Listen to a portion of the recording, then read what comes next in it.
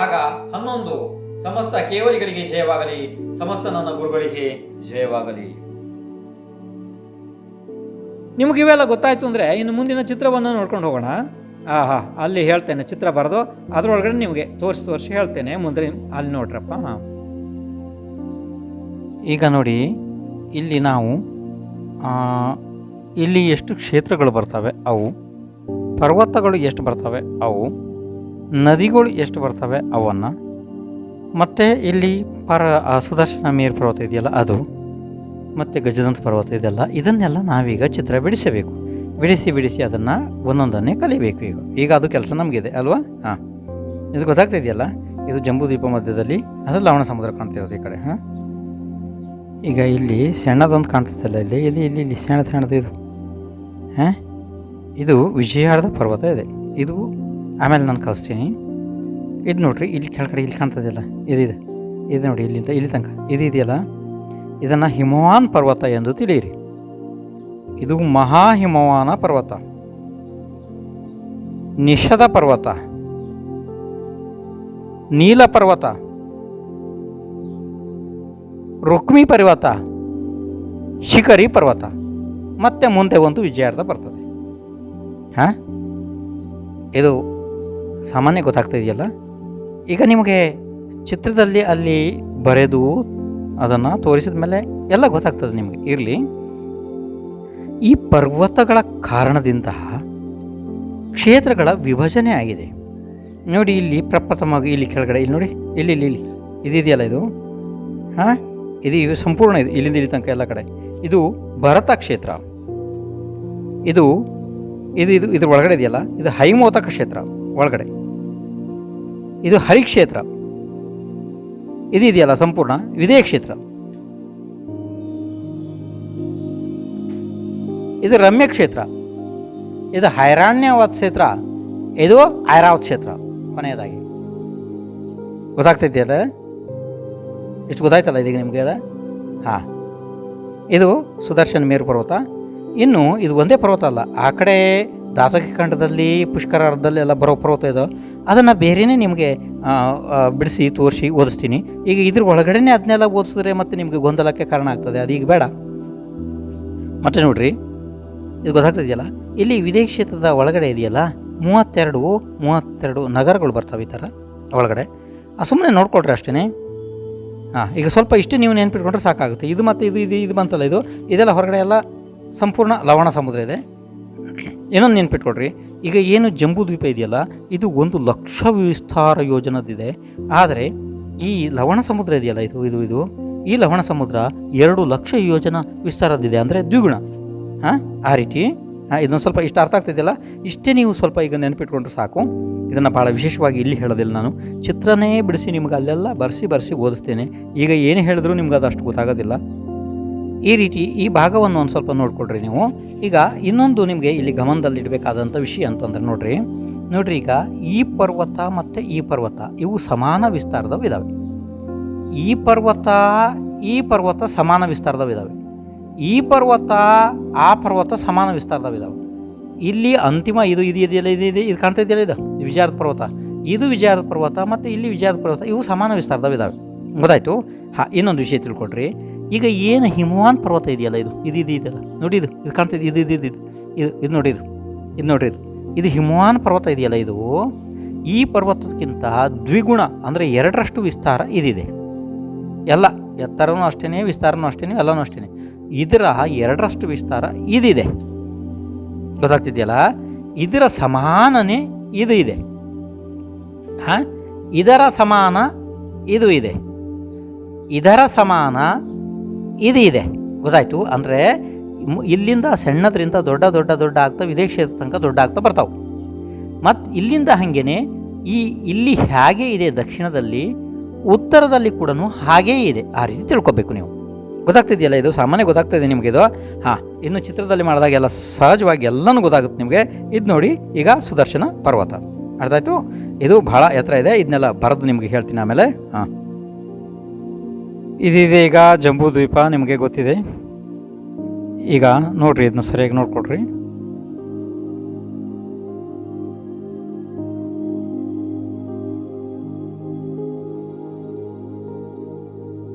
ನೋಡಿ ಮತ್ತೆ ನೀವು ಮರೆತು ಬಿಡಬೇಡ್ರಿ. ಈಗ ನಾವು ಏನು ಕೆಲಸ ಮಾಡ್ತಾ ಇದ್ದೀವಿ ನೆನಪಿದೆಯಲ್ಲ ನಿಮಗೆ? ಹಾಂ, ಇದು ಲೋಕಾಕಾಶದ ಮಧ್ಯದಲ್ಲಿ ಇರುವಂಥ ತ್ರಸನಾಡಿ ಇದೆಯಲ್ಲ, ಅದನ್ನೆಲ್ಲ ಕಲಸಿ ಆಗಿದೆ ನಿಮಗೆ. ಅದರಲ್ಲಿ ಮಧ್ಯದಲ್ಲಿ, ಇಲ್ಲಿ ಮಧ್ಯ ಲೋಕದಲ್ಲಿ ಅಸಂಖ್ಯಾತ ದ್ವೀಪ ಸಮುದ್ರ ಇದಾವಲ್ಲ, ಈ ಅಸಂಖ್ಯಾತ ದ್ವೀಪ ಸಮುದ್ರಗಳಲ್ಲಿ ಮಧ್ಯದಲ್ಲಿ ಇರುವಂಥ ಜಂಬೂ ದ್ವೀಪದ ಬಗ್ಗೆ ಈಗ ನಾವು ಕೆಲಸ ಮಾಡ್ತಾ ಇದ್ದೀವಿ. ನೆನಪಿರಲಿ ನಿಮಗೆ. ಹಾಂ, ಮತ್ತು ಅದನ್ನೆಲ್ಲ ವ್ಯತ್ಯಾಸ ಮಾಡ್ಕೊಂಬಿಟ್ರಿ ಮತ್ತೆ ನೀವು. ಹಾಂ, ಇದನ್ನು ನಿಮಗೆ ನಾನು ಮೊದಲೇ ಹೇಳಬೇಕಾಗಿತ್ತು, ಆದರೆ ಈಗ ಹೇಳ್ತಾ ಇದ್ದೀನಿ, ನನಗೆ ಮರ್ತೋಗಿತ್ತು. ಅದು ಏನು ಅಂತಂದರೆ, ನೀವು ಯಾವುದೇ ಚಿತ್ರವನ್ನು ನೋಡಿರಿ ಇನ್ನು ಮುಂದೆ ಅಥವಾ ಹಿಂದೆ ಆಗಿರುವಂಥ ಯಾವುದೇ ಚಿತ್ರ ನೋಡಿರಿ, ಅದರಲ್ಲಿ ನಿಮಗೆ ಯಾವಾಗಲೂ ಈ ಭಾಗ ಪೂರ್ವಕ್ಕಿರಬೇಕು, ಇದು ದಕ್ಷಿಣಕ್ಕಿರಬೇಕು, ಇದು ಪಶ್ಚಿಮಕ್ಕಿರಬೇಕು, ಇದು ಉತ್ತರಕ್ಕಿರಬೇಕು. ಇದು ಯಾವಾಗಲೂ ಇದನ್ನ ನೆನ್ಪಿಟ್ಕೊಡ್ರಿ. ನಾವೀಗ ಜಂಬೂ ದ್ವೀಪದ ದಕ್ಷಿಣ ಭಾಗದಲ್ಲಿ ನಾವಿದ್ದೇವೆ, ವಿಜಯ ಕ್ಷೇತ್ರ ಎಲ್ಲನೂ ನಮಗೆ ಉತ್ತರ ಭಾಗದಲ್ಲಿದೆ. ಇದನ್ನು ಯಾವತ್ತೂ ನೆನ್ಪಿಟ್ಕೋಬೇಕು. ಎಲ್ಲ ಚಿತ್ರಗಳನ್ನ ನೀವು ಇದೇ ರೀತಿಯೇ ತಿಳ್ಕೋಬೇಕು. ಇದು ಗೊತ್ತಾದರೆ ಮುಂದಿನ ಚಿತ್ರವನ್ನು ನೋಡೋಣ. ನೋಡಿ, ಇದೀಗ ಜಂಬೂದ್ವೀಪ ಇದೆ. ಇದರೊಳಗಡೆ ಇಲ್ಲಿ ಎಲ್ಲದಕ್ಕಿಂತ ಮಧ್ಯದಲ್ಲಿ ಇಲ್ಲಿ ಬರ್ತದೆ, ಇದು ಸುದರ್ಶನ ಮೇರು ಪರ್ವತ, ಇದು ವಿಜಯ ಕ್ಷೇತ್ರ. ಈ ಕಡೆ ಇನ್ನೀಗ ಭರತ್, ಹೈಮವತ್, ಹರಿ, ವಿದೇಹ, ರಮ್ಯಕ್, ಹೈರಾಣವತ್, ಐರಾವತ್ ಕ್ಷೇತ್ರಗಳು. ಇದರ ಬಗ್ಗೆನೇ ಈಗ ಒಂದೊಂದಾಗಿ ಹೇಳಲಾಗ್ತದೆ. ಕ್ಷೇತ್ರಗಳನ್ನ ಸ್ವಲ್ಪ ಗಮನ ಇಟ್ಕೊ ನೋಡಿ. ಅದನ್ನ ಒಂದೊಂದೇ ಕ್ಷೇತ್ರಗಳನ್ನ ಈಗ ಹೇಳಲಾಗ್ತದೆ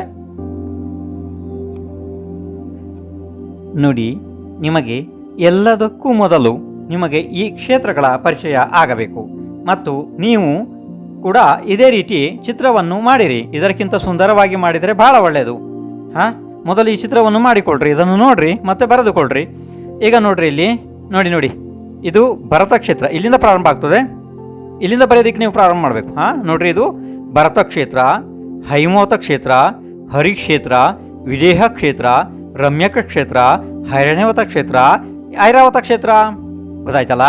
ಭರತ, ಹೈಮವತ, ಹರಿ, ವಿದೇಹ, ರಮ್ಯಕ, ಹೈರಾಣ್ಯವತ, ಐರಾವತ ಇವು ಕ್ಷೇತ್ರಗಳು. ಎಷ್ಟು ಕ್ಷೇತ್ರಗಳು ಅದು? 1, 2, 3, 4, 5, 6, 7. ಹಾಂ, ಗೊತ್ತಾಯ್ತಲ್ಲ ಇದೀಗ? ಹಾಂ, ಇನ್ನೇನು ವಿಶೇಷವಾಗಿ ಹೇಳುವ ಅವಶ್ಯಕತೆ ಇಲ್ಲಲ್ಲ. ಇದು ಭಾಳ ಸರಳ ಇದೆ. ಇದನ್ನು ಬರೆದುಕೊಂಡು ಚಿತ್ರ ಬಿಡಿಸಿರಿ. ಹಾಂ, ಈಗ ಇದ್ರ ಜೊತೆಗೆ ಇನ್ನೊಂದು ನೆನ್ಪಿಟ್ಕೊಳ್ರಿ. ಈಗ ನಿಮಗೆ ಪರ್ವತಗಳನ್ನು ನಾನು ಹೇಳ್ತೇನೆ ನೋಡಿ. ಇಲ್ಲಿ ಇದು 1, 2, 3, 4, 5, 6. ಗೊತ್ತಾಗ್ತಿದೆಯಲ್ಲ? 1, 2, 3, 4, 5, 6. ಆದರೆ ಕ್ಷೇತ್ರಗಳು ಮಾತ್ರ ಎಷ್ಟು? 7 ಆದವಲ್ಲ. 1, 2, 3, 4, 5, 6, 7. 7 ಕ್ಷೇತ್ರಗಳು. ಆದರೆ ಪರ್ವತಗಳು ಎಷ್ಟು? 1, 2, 3, 4, 5, 6. ಈಗ ನಾವು ಪರ್ವತಗಳ ಬಗ್ಗೆ ನೋಡಬೇಕು. ಹಾಂ, ಮುಂದಿನ ಚಿತ್ರ ಗೊತ್ತಾಯ್ತಲ್ಲ ಇದೀಗ? ಹಾಂ, ಮುಂದಿನ ಚಿತ್ರ ನೋಡೋಣ ಬರ್ರಿ. ನೋಡಿ, ಇದೀಗ ಜಂಬೂದ್ವೀಪ ಆಯ್ತಲ್ಲ. ಇದು ನಿಮ್ಗೆ ಗೊತ್ತಿದೆಯಲ್ಲ, ಇದು ಜಂಬೂದ್ವೀಪ ಆಯ್ತಲ್ಲ. ಇದ್ರೊಳಗಡೆ ನಮಗೇನು ಬೇಕೀಗ? ಪರ್ವತಗಳು ಬೇಕು. ನೋಡಿ, ಇಲ್ಲಿ ಬೆಳ್ಳಿಯ ಬಣ್ಣದ ಪರ್ವತ ಬರ್ತದೆ ನೋಡಿ, ಬಂದಿದೆ. ಇದು ವಿಜಯದ ಪರ್ವತ ಅಂತ ಹೇಳಿ. ಆದರೆ ಇದರ ವಿಷಯ ಈಗ ಬೇಡ, ಅದನ್ನು ಆಮೇಲೆ ಕಳಿಸ್ತೀನಿ. ಇದು ನೋಡಿ, ಹಿಮವಾನ್, ಮಹಾಹಿಮವಾನ್, ನಿಷಧ, ನೀಲ, ರುಕ್ಮಿ, ಶಿಖರಿ. ಇದಾಯ್ತಲ್ಲ ಪರ್ವತಗಳು. ಈಗ ಇವು ಎಲ್ಲ ಪರ್ವತಗಳು ನೋಡ್ರಿ ಪೂರ್ವದಿಂದ ಪಶ್ಚಿಮದವರೆಗೆ ಇದ್ದಾವೆ. ನೋಡ್ರಿ, ಪೂರ್ವದಿಂದ ಪಶ್ಚಿಮದವರೆಗೆ ಇದ್ದಾವೆ ಪರ್ವತಗಳೆಲ್ಲನ. ಪೂರ್ವದಿಂದ ಪಶ್ಚಿಮದವರೆಗೆ ಉದ್ದ ಇದಾವೆ ನೋಡ್ರಿ ಈ ಥರ. ಈಗ ಇವು ಪರ್ವತಗಳು ಅಂದರೆ ಇದು ಹಿಮವಾನ ಪರ್ವತ, ಮಹಾಹಿಮವಾನ ಪರ್ವತ, ನಿಷಧ ಪರ್ವತ, ನೀಲ ಪರ್ವತ, ರುಕ್ಮಿ ಪರ್ವತ, ಶಿಖರಿ ಪರ್ವತ. ಗೊತ್ತಾಯ್ತಲ್ಲ? ನೋಡಿ, ಹಿಮವಾನ್, ಮಹಾಹಿಮವಾನ್, ನಿಷಧ, ನೀಲ, ರುಕ್ಮಿ, ಶಿಖರಿ. ಇದನ್ನು ಈ ಕಡೆ ಉಲ್ಟಾ ಬರೆದೀನಿ, ಅಂದರೆ ವಿರುದ್ಧ ದಿಕ್ಕಿನಲ್ಲಿ ಬರೆದೀನಿ. ನಿಮಗೆ ಅದು ತೊಂದರೆ ಆದರೆ ಬೇರೆ ರೀತಿ ಮತ್ತೆ ತೋರಿಸ್ಕೊಡ್ತೀನಿ, ಅದೇನೋ ಸಮಸ್ಯೆ ಮಾಡ್ಕೊಬೇಡ್ರಿ. ನೋಡಿ, ಇದು ಅರ್ಥ ಆಗ್ತಾಯಿದೆಯಲ್ಲ? ಹಿಮವಾನ, ಮಹಾಹಿಮವಾನ, ನಿಷಧ, ನೀಲ, ರುಕ್ಮಿ, ಶಿಖರಿ. ಗೊತ್ತಾಯ್ತಲ್ಲ? ಹಾಂ, ಇದನ್ನು ಚಿತ್ರ ಒಂದು ಸ್ವಲ್ಪ ಮಾಡ್ಕೊಬೇಡ್ರಿ.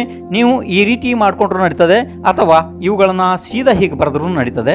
ಆದರೆ ಇದು ಇಲ್ಲಿ ನಿಮಗೆ ಅದು ತೊಂದರೆ ಆಗಬಾರ್ದು ಅನ್ನೋ ಕಾರಣದಿಂದ, ಅದ್ರ ಸರಿಯಾಗಿ ಗೊತ್ತಾಗಬೇಕು ಅನ್ನೋ ಕಾರಣದಿಂದ ಇದನ್ನು ಈಗ ಈ ರೀತಿ ಬರೆದೀನಿ.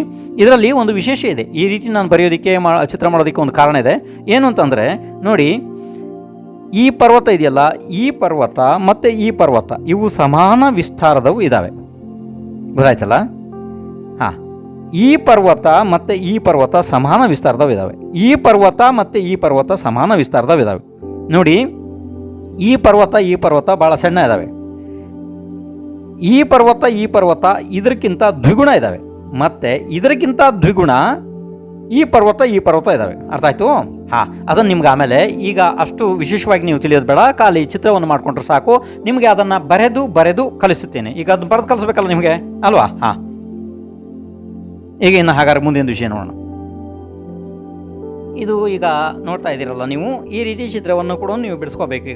ಈಗ ನೋಡ್ರಿ, ಇಲ್ಲಿ ಏನಿದೆಯಪ್ಪ, ಇದು ಆ ಪರ್ವತಗಳ ಮೇಲೆ ಸರೋವರಗಳು ಇದ್ದಾವೆ ನೋಡ್ರಿ. ಇಲ್ಲಿ ಇದು ಪದ್ಮ ಸರೋವರ, ಇದು ಮಹಾಪದ್ಮ ಸರೋವರ, ಇದು ತಿಗಿಂಚ ಸರೋವರ, ಇದು ಕೇಸರಿ ಸರೋವರ, ಇದು ಮಹಾಪುಂಡರಿಕ ಸರೋವರ, ಇದು ಪುಂಡರಿಕ ಸರೋವರ.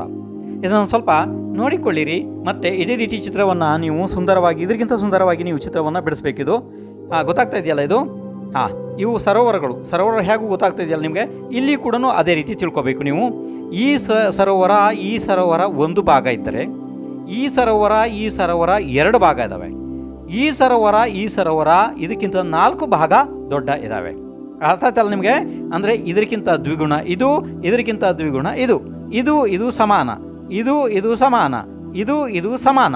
ಇದು ನಿಮಗೆ ಒಂದು ಸಲ ಹೇಗಾದರೂ ಒಂದೇ ಸಲ ಗೊತ್ತಾದರೂ ಸಾಕು ನಿಮಗೆ. ಆಮೇಲೆ ನಿಮಗೆ ಅದು ಗೊಂದಲ ಆಗೋದಿಲ್ಲ, ನಿಮಗೆ ಯಾವಾಗಲೂ ನೆನಪಿನಲ್ಲಿರ್ತದೆ. ಅದು ನಿಮ್ಗೆ ಒಂದು ಸಲ ಹೇಗಾದರೂ ಗೊತ್ತಾಗಬೇಕು.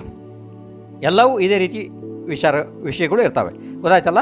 ಈಗ ನೋಡ್ರಿ, ಯಾವುದು ಪರ್ವತ ಗೊತ್ತಾಯ್ತಲ್ಲ? ಹಿಂದೆ ನೋಡಿದ್ರಲ್ಲ ಪರ್ವತ ಅಂದರೆ ಪರ್ವತಗಳು ಯಾವುದು? ಇದು ಹಿಮವಾನ್, ಮಹಾಹಿಮವಾನ್, ನಿಷಧ, ನೀಲ, ರುಕ್ಮಿ, ಶಿಖರಿ, ಇವು ಪರ್ವತಗಳು. ಇದನ್ನು ಹಿಂದೆ ನೀವು ನೋಡಿದ್ದೀರಿ, ನೀವು ಕಲ್ತಿದ್ದೀರಿ, ನಿಮ್ಗೆ ಗೊತ್ತಿದೆ ಅಲ್ವಾ? ಹಾಗಾದರೆ ಇದರ ಮೇಲೆ ಮುಂದೆ ನೋಡೋಣ, ಇದರ ವಿಷಯವನ್ನೇ ಮುಂದೆ ನೋಡೋಣ. ನೋಡಿ, ಈಗ ಪರ್ವತಗಳ ಮೇಲೆ ಕೊಳಗಳಿದ್ದಾವೆ ನೋಡಿ. ಪದ್ಮ, ಮಹಾಪದ್ಮ, ತಿಗಿಂಚ, ಕೇಸರಿ, ಮಹಾಪುಂಡ್ರಿಕ, ಪುಂಡ್ರಿಕ, ಅವು ಯಾವುದು ನೋಡಿ? ಕೊಳಗಳಿದಾವೆ ನೋಡ್ರಿ.